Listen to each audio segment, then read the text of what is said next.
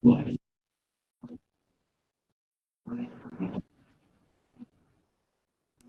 hi everyone. We are back again with another insightful session from our experts today. Good morning, good afternoon, and good evening to all those who've joined us from across the world. I'm Manish, your host, Head of Marketing here at 𝐀𝐭𝐤𝐥 Group, and we welcome you all to today's session on why omnichannel execution still leaks revenue, what retail leaders must fix in 2026. Once again, thank you all for joining us. Retailers have made significant investment in omnichannel platforms and digital commerce. Yet many still struggle to translate these into consistent conversations or conversion and profitable growth. The challenge is not just tools, it's a breakdown in execution across inventory, order promise, fulfillment, and store operations, where small gaps lead to major revenue leakage. In today's session, our experts will explore where these breakdowns occur and what retail leaders must rethink in 2026 to drive more reliable end-to-end revenue realization. I'm pleased to introduce our speakers for today. 𝐬𝐤𝐥 Thakur, Vice President of Research and Principal Analyst here at 𝐀𝐭𝐤𝐥 Group. Along with him, we have Prakhar Bansal, Senior Analyst at Retail Merchandising Systems. Together, they will share practical insights on where omnichannel execution fails and how leaders can close gaps.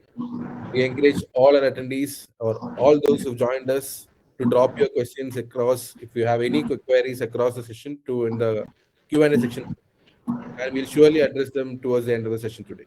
With that, I hand it over to 𝐬𝐤𝐥. Over to you, 𝐬𝐤𝐥. Thanks, Anish. Thank you, everyone, for joining today. And let me start with a simple thought. Omnichannel isn't really failing. It's the execution part is. As Anish initially said, retailers have put a huge investments into digital data and supply chain. On paper, it looks like it should work, but if you look closer, revenue is still slipping through the cracks. Now, customers always buy what shows as available. So store misses sales they could have easily fulfilled, and demand just disappears somewhere between the channels. So this isn't really a technology problem anymore. It's what happens in between your systems, between your teams, and between decisions where value quietly gets lost. So in 2026, that's what separates the retailers who are winning from those who are struggling. So Anish, if you could just move to the next slide.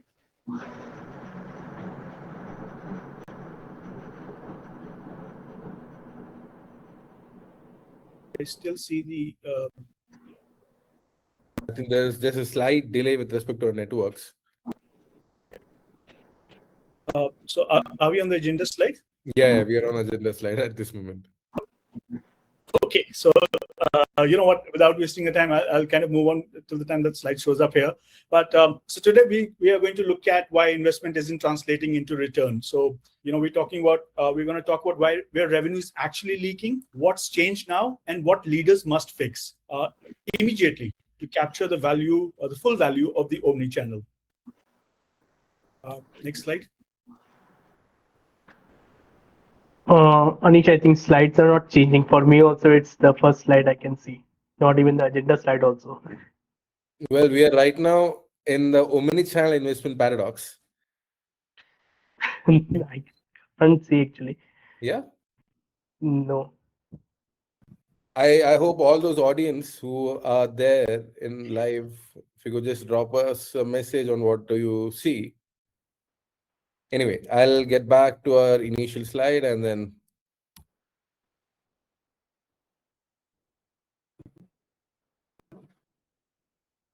Yeah, we could just probably, I don't know if it's possible, but if you could just kind of reshare this because I'm still seeing. Yeah, thank you.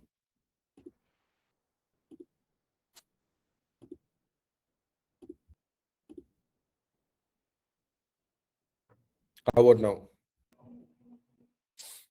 We're getting there. Yeah. Thanks, Anish. No problem. Yeah, let me start with the core paradox shaping retail right now. So across the market, retailers have invested heavily in digital commerce, store modernization, fulfillment flexibility, customer experiences, and increasingly in AI. But the business outcome is not as straightforward as the investment story. So market has clearly moved towards from more omni-channel capability, yet many retailers still struggle to convert the capability into consistent reliability, margin discipline, and repeatable execution. That's why this conversation is not about whether the omnichannel is important. It's about why omnichannel still breaks at the exact moments where revenue should be realized. So through the next three slides, I want to make one argument very clear. The issue is no longer channel presence, the issue is operational truth. Retailers are not losing value because they lack customer facing options. They are losing value because inventory, promise, fulfillment, and store execution are still too loosely connected to perform as one system. So when we talk about illusion of omnichannel maturity, what we mean is that the market often mistakes capability rollout for execution maturity. A retailer may now offer buy online, pick up in store, ship from store, endless aside, delivery choice, cross-channel returns, marketplace assortments, and personalized front end experience. But true maturity is not about how many options exist. It's about whether those options perform reliably when demand is volatile, when stores are busy, when inventory is uncertain, and when exceptions start piling up. So the industry is investing in real-time inventory visibility, multiple fulfillment paths, and digital transformation. But profitability and operational consistency remain difficult because of legacy constraints, high transition costs, and the growing complexity of the omnichannel fulfillment. So one of the clearest signs of this illusion is node expansion. Stores are no longer just stores. They are becoming pickup points, mini fulfillment nodes, return hubs, service centers, and brand experience space all at once. So the store has a node that now plays in multiple roles in the omnichannel model. That sounds strategic, and it is. But it also means that what used to be a simpler store operating model is now carrying a supply chain responsibility. So if inventory record is weak, if the task model is weak, or if the order routing logic is weak, then the same store that was supposed to unlock speed and convenience becomes a source of exceptions and broken promises. So let me give you one practical example of a fashion retailer launching a store omni-channel journey, accurate looking store availability, online same-day pickup, and store-based fulfillment for local delivery. From a capability perspective, this look very impressive. But if reserved stock, damaged stock, or misplaced stock is still treated as sellable, then the digital experience is advertising certainty that operations cannot sustain. The front end says yes, the store back room says maybe, and that is where maturity stops being real and becomes performative. So the insight I would emphasize here is simple. Omnichannel maturity should not be judged by platform breadth or rollout progress. It should be judged by execution quality under stress. So can retailers keep the promise during the peak? Can the store act like a fulfillment node without service degradation? Can the network absorb variability without creating manual firefighting? If answer is no, then retailer has omnichannel capability, but not yet omnichannel maturity. So moving to the next slides. Now we will be talking about the real hidden gaps. Yeah. So the hidden gap in revenue is between the booked revenue versus the revenue realized. This is one of the most important ideas for retail readers because top line demand can look healthy while economics underneath is deteriorating. While retail industry's outlook points directly to this tension, omnichannel is strategically necessary. But the process of picking, packing, processing, and coordinating across channels can materially raise costs and secure the margins. So, in other words, omnichannel can grow demand and still weaken profitability if the order life cycle is not controlled well. So, what causes that hidden gap? So it's rarely one dramatic failure. It's usually a chain of smaller leakages.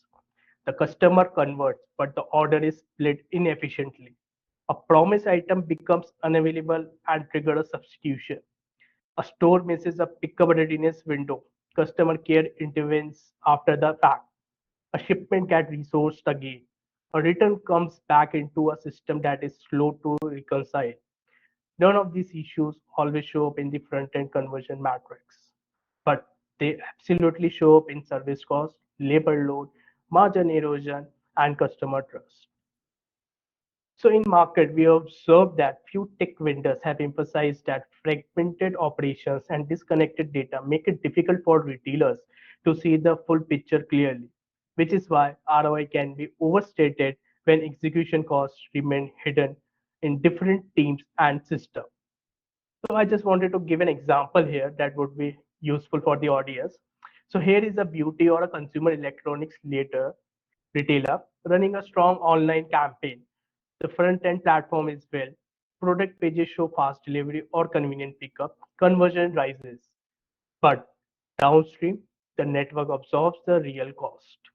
Store picking complexities, split shipments from multiple nodes, substitutions, last minute reallocation, reships, and support contacts from customers asking where the order is. That order may look like a win at checkout. It may even look like a win in channel reporting. But once you track what it took to fulfill, recover, and protect the experience, the economics can look very different.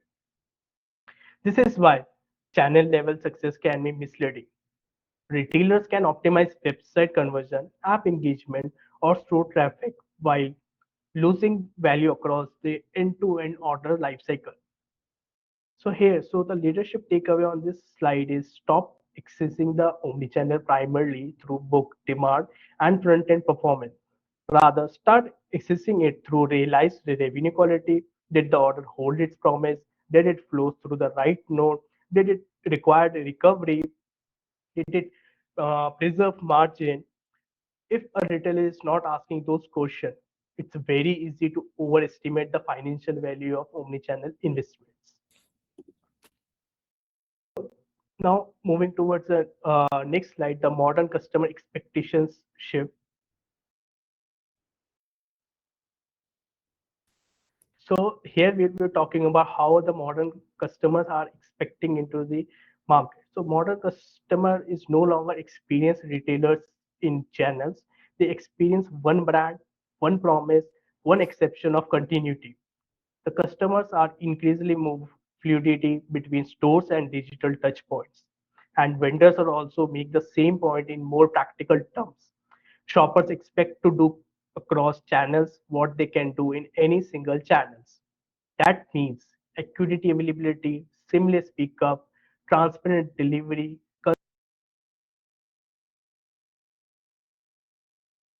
constant policy, and a joined up post-purchase journey are no longer premium features. They are the baseline, the expectations.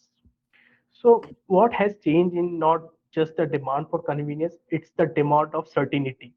Customers are no longer impressed simply because multiple fulfillment options exist. They care whether the brand can execute those options reliably. So I just wanted to state a simple use case that is very real. So imagine an apparel shopper checking store stock during lunch, reserving the item mentally, and choosing pickup on the way home. So from the customer's perspective, this is a simple model retail interaction.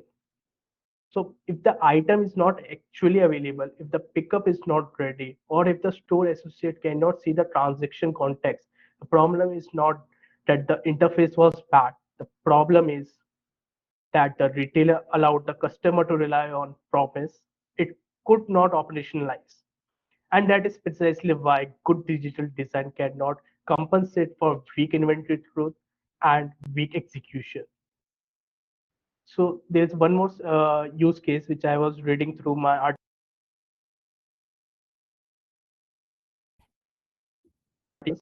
So in this use case, grocery or a health beauty, the customer may accept that substitutions sometimes happen, but they expect transparency, relevance, and timing. If substitutions happen late, or if the customer learns about a delay only after the promised window has already slipped, the frustration rises very quickly. So in the current market, transparency itself is a part of the experience. Customer want to know what is happening and why. That is why order status, clarity, proactive communication, and precise logic matter just as much as speed and agility. So what insights I am trying to gather here is about the customers now evaluate omnichannel less by the option breadth and more by reliability, transparency, and continuity. They assume the brand should already know what is available, what can be promised, and what the next best action is when something changes. That acceptation is what turns operational weakness into visible customer pain very quickly. So moving on to the next slide.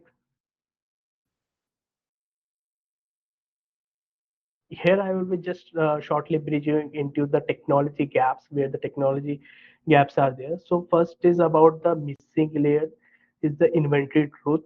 So not just the visibility, but the confidence is what is truly sellable across every node.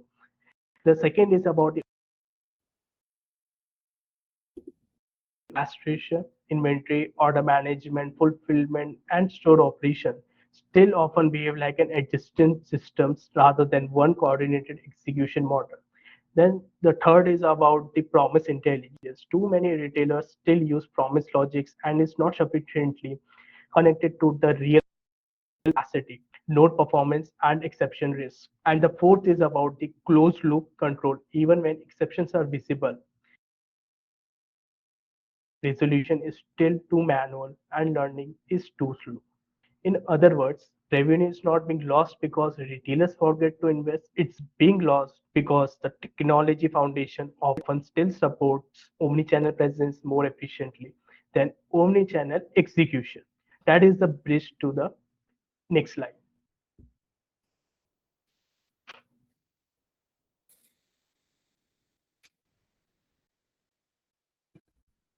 Right. Um, okay. So when you put all of this together, the illusion of maturity, the hidden gaps, and the rising customer expectation, you start to see the real issue. It's not that the retailers don't have the right capabilities. It's that those capabilities aren't consistently translated into outcomes. And that's exactly where the problem shifts from strategy to execution. Because this is where the paradox becomes real, not in big invisible failures, but in small breakdowns across everyday operations. So let's make this concrete. Where is revenue actually being lost today? Anish, if we could just move to the next slide. Right. Thanks. So let's talk about inventory, because this is where things quietly go wrong. On the surface, it looks like you have stock. The system says it's available, so you trust it. But a lot of time, that's not the full picture. Some of that inventory is already reserved. Some of it is damaged or just not what it's supposed to be. And in stores, what the system shows and what actually is on the shelf don't always match. That's when orders can't be picked or things fall through. So a customer places an order thinking it's available, and then it gets canceled. That's what we call phantom inventory. And a big reason this happens is simple. Everything isn't updating in the real time across systems and channels. So we end up making promises we can't keep, and that's where the revenue starts to slip away. Anish, next slide, please. So let's talk about the promise that we make to customers, because that's where things also start to break.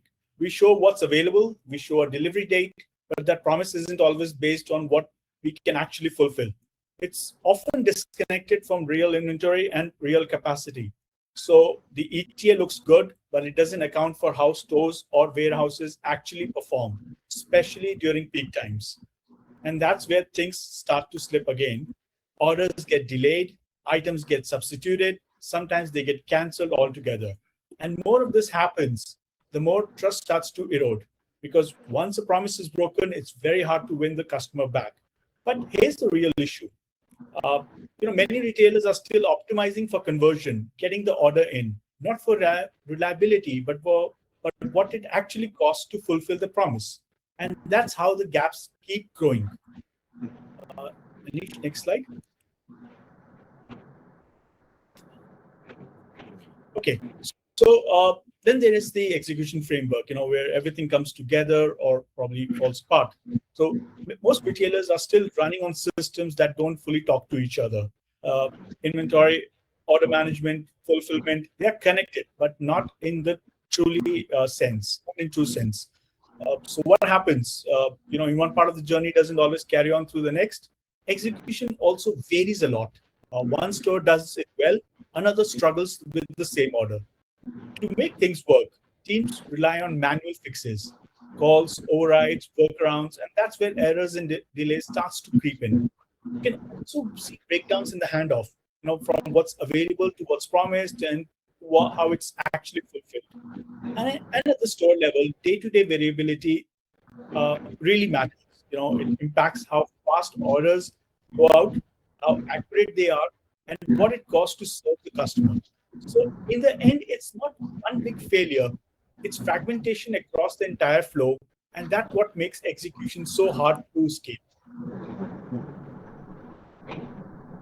Next slide, Manish. So mapping the revenue leakage to platforms layer. So revenue leakage is not random. It usually points to a missing platform layer. So first of gap, what we will be talking about is inventory growth and availability services. So first leakage point is inventory truth. Many retailers can see inventory, but they still cannot trust it. And this distinction matters. If the system shows stocks that is reserved, damaged, misplaced, or not truly sellable, the retailers create false availability. At that point, the customer is shopping against a number, not against the operational truth.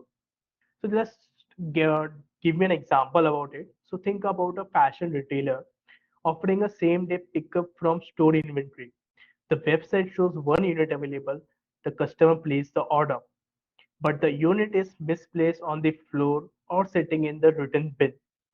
That single failure is not just an inventory error, it becomes a cancellation, a disappointment, customer, and wasted store effort. So what insight is lying is, so the real issue is not visibility alone, it's the absence of trusted saleable inventory by no. So next point is about the promise governance and decision engineering. So the second leakage point is promising governance. A retailer may have inventory, but not does not mean it can promise confidently. Promise breaks when the logic is not tied to the real capacity, node performance, and fulfillment constraints. In many cases, the system is still optimizing for conversion first and execution second. So just giving you one example on this. So taking a grocery order with a selected delivery window. At checkout, the slot looks available and the basket is confirmed. But later substitutions increase, stagging slips, or the order is rerouted because that node was already under pressure. The customer sees a broken promise. The retailer absorbs the recovery cost. So a promise engine is not just a customer facing feature, it's a operational control layer. Then the third gap which we are observing in the market is about the leakage point is execution orchestration. Even when inventory and promise looks acceptable, value still leaks if OMS, WMS, store operations, and fulfillment teams are not operating as a one connected system. When those layers are disconnected, exceptions are detected late, handled manually, and repeated too often. So in this case, like consider a retailer using a ship from store across multiple locations. One store picks and stages correctly. Another misses the handoff. A third cancels the late because staff were overloaded. Order type is the same, but the outcome changes by node. That is what a strategy problem. That is a fragmented execution. Flexibility without orchestration creates variability, and variability is where revenue starts leaking every day. Each revenue leak maps to a missing platform layer, inventory truth, promise governance, and execution control. Yeah, we'll move to the next slide.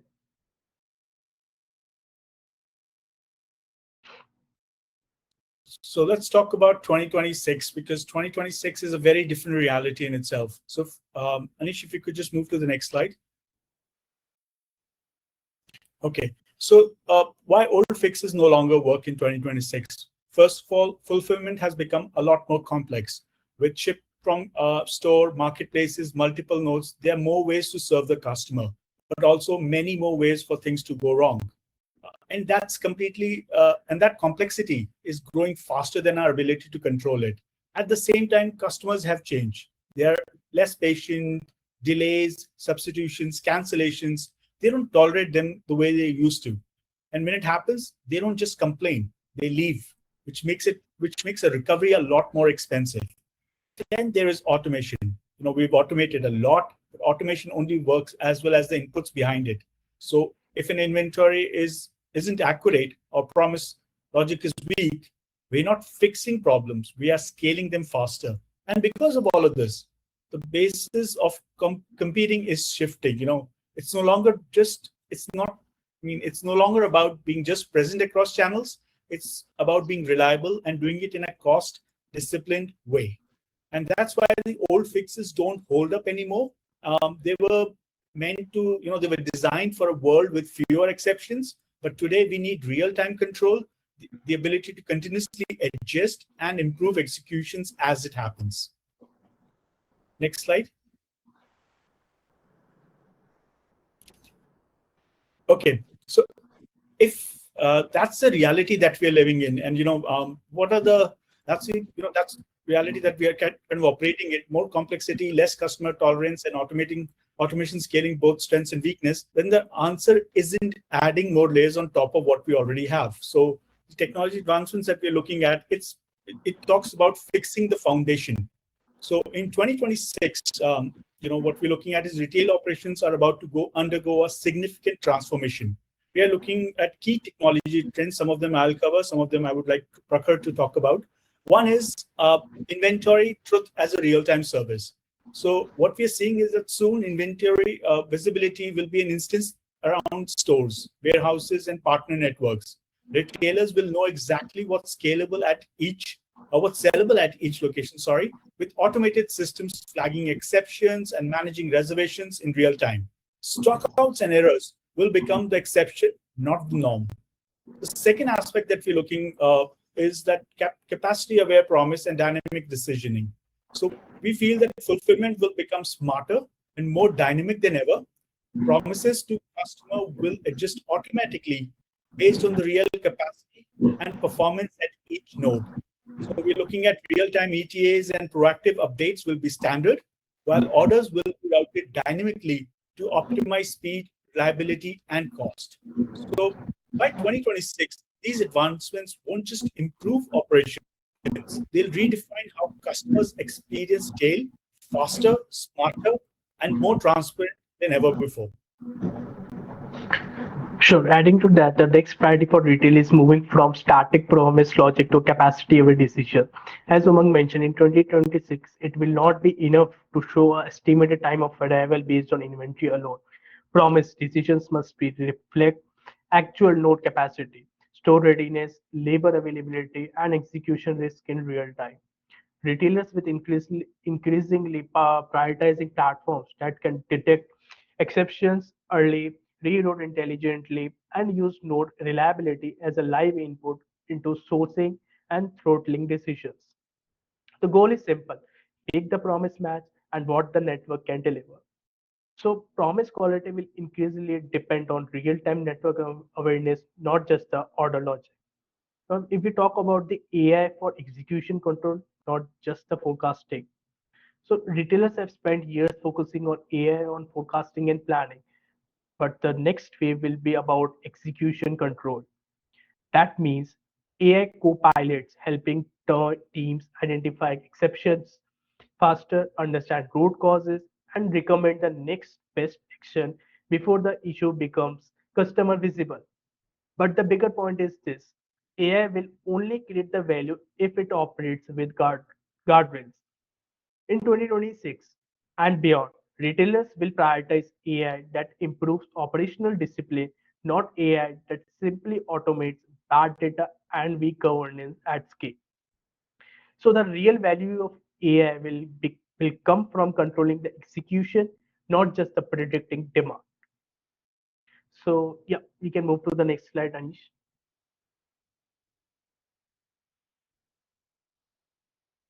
Yeah. Now we will be talking about the strategies for reliability-led omnichannel.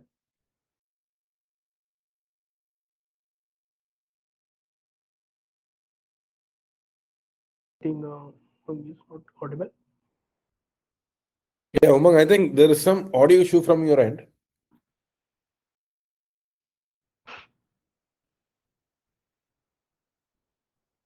To all our audience, can you guys hear Umang? Umang, our retail audience is missing your insights.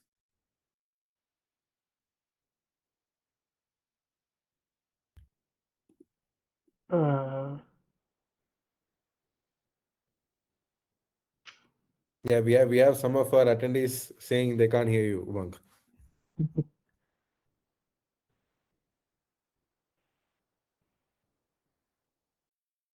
No, I can see your lip moving, but I can't hear you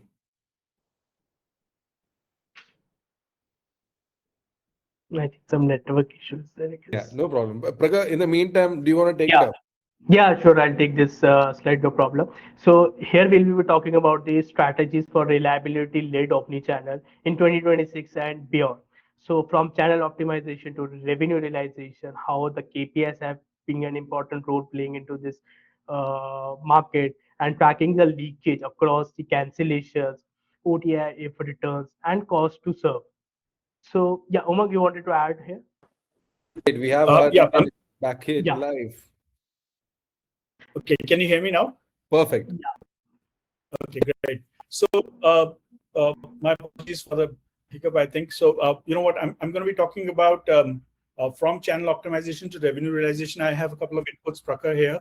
So you know what we really want to suggest here is that there has to be a shift of focus from channel level metrics end-to-end profit.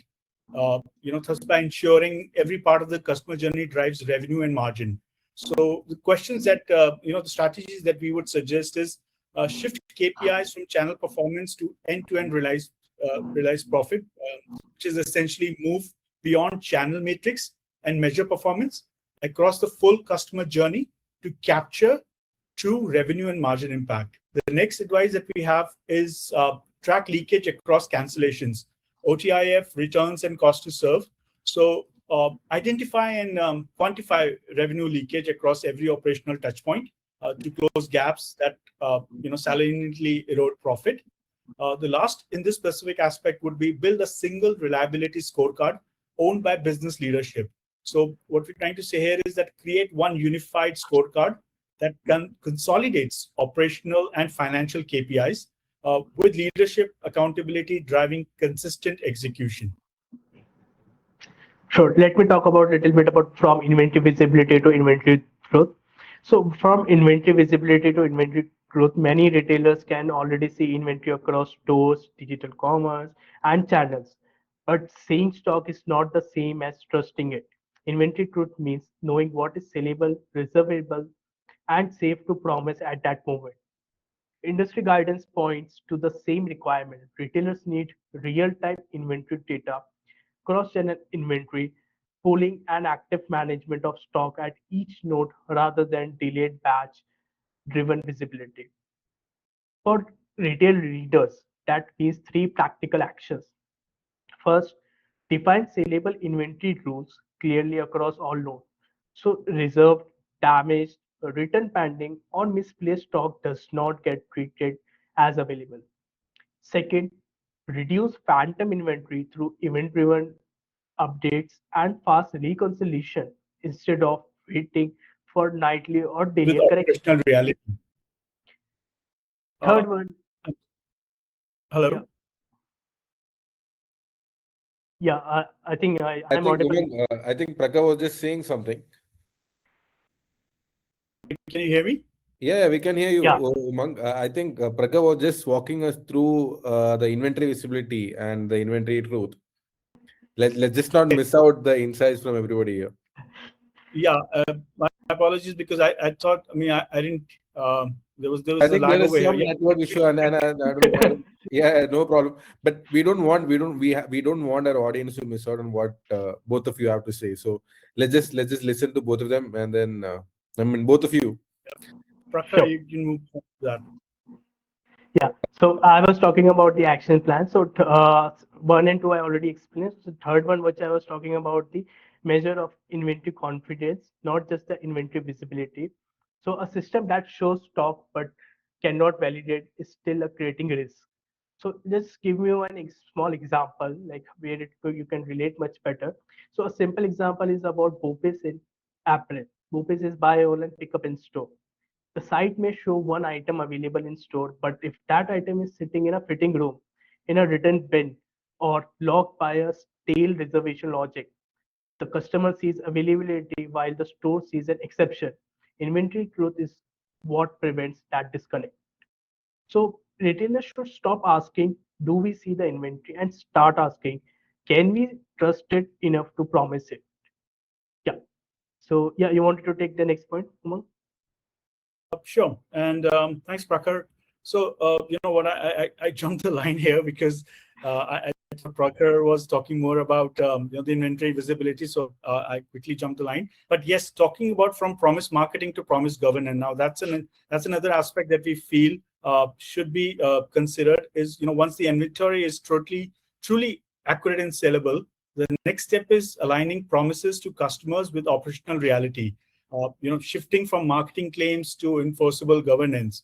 So the couple of suggestions we have here. First one is make promises capacity aware with guardrails for peaks and distribution. So what we're trying to say here is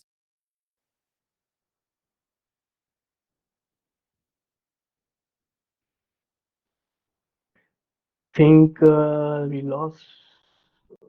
Yeah, I mean this is such an important slide for our audience, and then um, uh, yeah, I think Umang is back online again.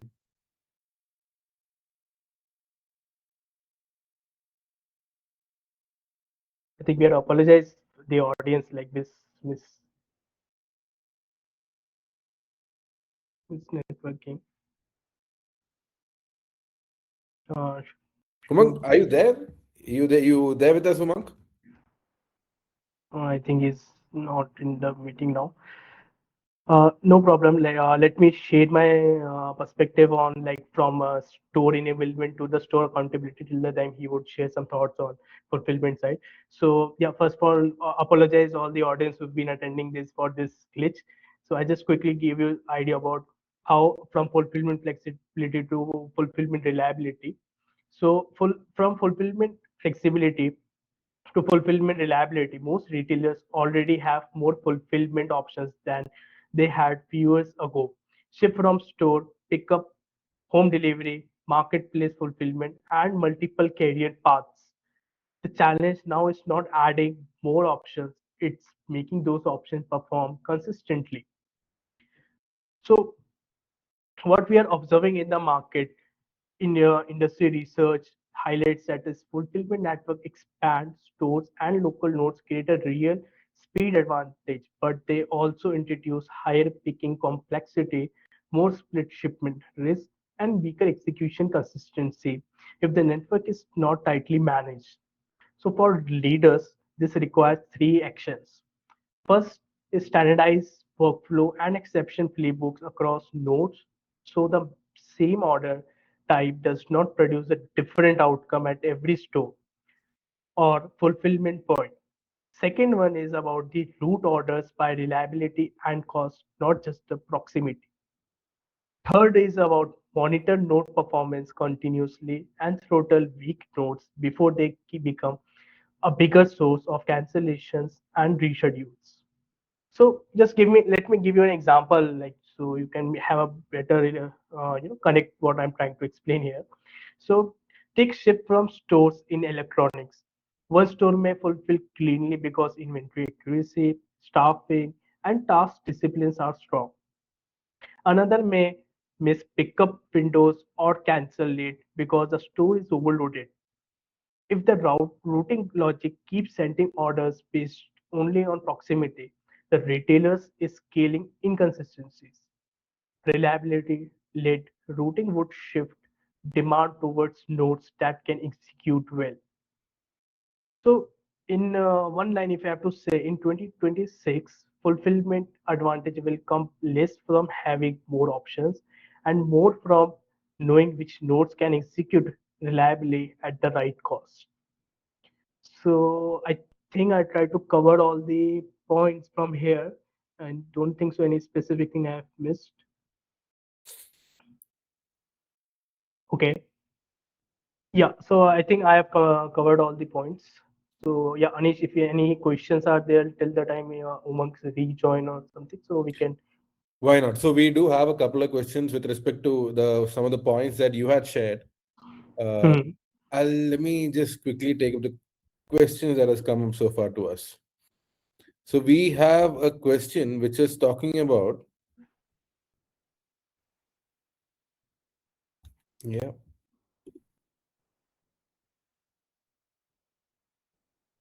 We have Umang. Uh, I mean, trying to get back on the line. To all those audience, we really apologize with respect to the kind of network that we had to share with us today. But no worries. In fact, we have Prakar, who's been covering this market over the years. And feel free to drop any questions that you had come across in throughout session that we had today. Anyway, I'll come back to the question that has been already raised so far. So, Pragar, the first question being, what is the first thing that you recommend to a retailer to do if they want to start closing revenue gap today? Because you discussed about the hidden revenue gaps that you and your team had identified in 2025. So what is your take on that? Thanks, Anish, for that question. Actually, that is a very important question. What retailers should do. So, in my perspective, what a retailer should do is like audit their saleable inventory accuracy at your three highest volume, shipped from store locations. So, not just system on hand accuracy, saleable accuracy. Go to the physical location, count what's actually pick ready, and compare it to what the system says. So yeah. So do that exercise in a single afternoon. If the variance is less than 3%, your data foundation is solid. And you can focus on the promise governance and fulfillment orchestration. If the variance is greater than 10%, which is what we see in majority of the audits, you have found your first priority and your highest ROI starting point. Start here. So that's what I would recommend to the retailers. This exercise is very important while evaluating the revenue leakage gaps. Thanks for answering that, Prakar. And to all our audience, we have Umang back with us again. So don't hesitate to ask your questions. In fact, I have a question a point which Umang had spoken about earlier. So Umang, one of the questions that has come up from our audience was the fact that how do we prevent AI from amplifying bad data or weak governance? Okay. I hope I'm audible and visible at this time. So, Yeah, you're completely audible and Yeah. visible. Thanks. Thank you for checking on that. okay. So, talking about AI, AI is only as good as the data and rules it operates on. So, to prevent it from amplifying issues, start with a strong data governance, ensuring accuracy, completeness, and consistency across all systems. So, what I'm trying to say here is a couple of approaches. One is define clear operational rules and guardrails for AI decisions, including allocations, fulfillment, and customer communications. Then next step is to regularly monitor AI outputs and measure them against the key business metrics like order accuracy, fulfillment reliability, and margin impact to catch anomalies really early. Uh, Another aspect that needs to be taken care by the retailers is to treat AI as a decision support tool, not an autopilot. Human oversight combined with continuous feedback loops ensures the AI amplifies good practice rather than mistakes. Final advice would be to use simulations and sandbox testing before full deployment. Running AI against historical or synthetic data helps identify risk without impacting real orders or customer experiences, which ensures your model act reliability when it matters most. Well, thanks for sharing your light there, Umang. And to all our audience, if you guys want to have a one-on-one with our experts for from a retail domain, feel free to check out our website, and then you can schedule your one-on-one meetings with them directly through our website. So do check that out. So we have one and final question from the audience. I think that is a point where Pragar you had discussed about. So Pragar, how do you balance promise reliability with speed? Customers want fast delivery and accurate promises, but sometimes those seems to conflict. So what does your take there? Sure, Anil. So the only conflict when you are treating speed as a fixed commitment rather than a dynamic capability. So retailers who have resolved this tension are doing dynamic promise generation, generating a delivery promise in real time based on actual inventory location, actual fulfillment capacity, and that moment and actual carrier availability for that day. So that means sometimes the promise is today and sometimes it's on Thursday, but it's always a promise you can keep. So what's critical is that a reliable, slower promise outperforms an unreliable, faster promise every time. So both in customer satisfaction scores and in repeat purchase rate as well. So that's my perspective, like how to balance, promise reliability with the speeds and like how to resolve those conflicts by day-to-day activities. So yeah, that's it from my end. Yeah, thank you, Pragar. Thank you for sharing like that. Well, thank you both of you. And as we conclude or as we come to the end of today's session, I would like to sincerely thank all of you for joining us and also apologize on the glitches that you had to face on today's session. But today's conversation highlighted that omnichannel success is no longer about the presence on channels. It's about execution consistency, from inventory accuracy to promise governance and fulfillment reliability. Closing these gaps, or like Prakhar told or highlighted clearly, the hidden gaps is critical to reducing revenue leakage and driving profitability across or for growth in 2026. A special thanks to Prakhar and Umang for sharing their valuable insights and practical perspective on how retail leaders can move forward from a fragmented execution to an end-to-end revenue realization. To all our attendees and to all those who were able to join us, thank you for your time and thank you for raising your questions.